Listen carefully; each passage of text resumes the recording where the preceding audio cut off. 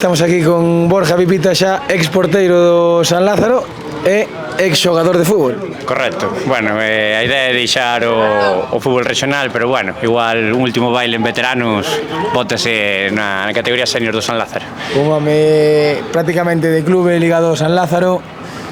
Que proxectos hai en mente? Porque no clube imaginamos que seguirás. Sí, a idea, bueno, o Presisebe vai dar un paso ao lado, e, bueno, os de toda a vida que levamos ali, Rubén Candal, Pablo, Anido, eu, vamos coller a directiva, e, bueno, que o club siga crecendo e montar un proxecto serio. Algo de ilusión, me imagino, despois dun ano moi duro. Sí, a verdade é que este ano, bueno, non saiu como pensábamos, non nos deu para competir en primeira, pero, bueno, ao final a idea é agora en segunda regional competir ao máximo, se pode volver á primeira canto antes, mellor.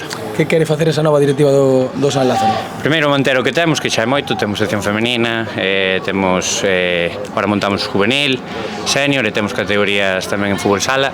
A idea é seguir co mesmo e se podemos crecer, para adiante.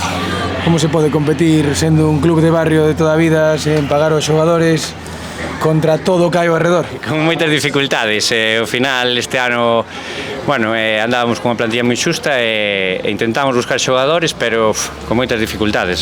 Parece que as novas xeracións non lle gustan tanto o fútbol e hai que fomos saindo do paso, pero bueno, non acadou para continuar en primeira. Sendo home de club, imagina que o San Lázaro se xoga permanente as últimas 3 xornadas, lesión dun porteiro, volvería a Borja Pipita poñer as luvas? Bueno, a verdade é que sí, nese caso estamos á disposición do clube para todo, o clube da miña vida, levo 10 anos, así que se mo piden, sen problema ningún.